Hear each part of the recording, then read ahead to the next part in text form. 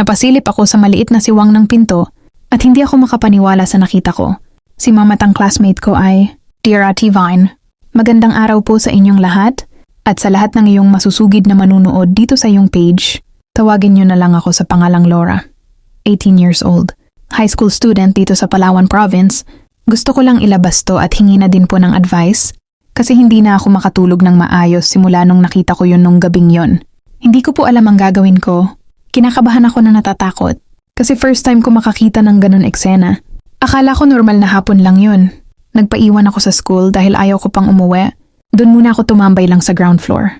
Medyo madilim na noon, lalo dito sa province na mabilis tumilim. Patay na ang karamihan sa mga ilaw at tahimik na ang paligid.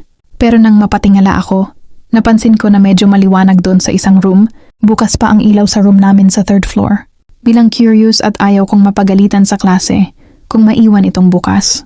Pinuntahan ko, lalo na't ako ang madalas ang naiiwan. Binalikan ko umakyat ako sa 3rd floor para i-off sana ang ilaw. Wala naman kasing guard ang school at pag-uwian. Wala na talagang tao. Madalas mga teacher din ang last na umuuwi. Habang paakyat ako, doon na nagsimulang tumayo ang balahibo ko. Hindi dahil sa multo kundi dahil sa naririnig kong boses. Isang mahingal ng babae. Hindi ko sure kung ano yon. Basta parang hingal na hingal dahil napakatamihik, dinig na dinig ko talaga. Kaya kabado ako na dahan-dahan lumapit sa classroom ko. Pagdating ko sa tapat ng pinto, bahagyang nakabukas ito. Sinilip ko. Ang nakita ko ay isang eksenang hindi ko dapat nakita. Isang lalaki suot ang uniform namin ay nasa ang nakahiga sa sahig. Kitang-kita ko po talaga ang pangyayari, ang bawat galaw at ang matinding ng classmate ko na lalaki kimam sa loob ng aming classroom.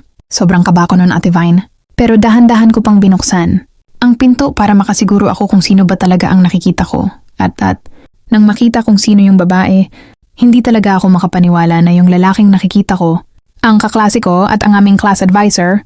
Hindi ko na lang sasabihin ang pangalan ng teacher ko. Hindi ako pwedeng magkamali. Si teacher yon. Kitang-kita ko ang mga mukha nila, ang bawat galaw, matagal kong pinagmasdan. Si ma'am na laging formal, laging seryoso, estrikto sa pagtuturo, pero maganda talaga si ma'am. Laging fitted din ang suot nitong uniform, kaya minsan talaga, kahit sinong mga lalaki napapatingin kay ma'am. Minsan nga yung co-teacher niya nakikita ko na nakitingin kay ma'am, pero wala lang sa akin yun.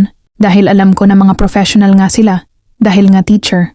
Ate Vine, parang akong natulala doon sa maliit na siwang ng pinto. Hanggang sa makita ko na lang na mabilis ang galaw nila at maya-maya, biglang nahinto, akala ko po nakita ko.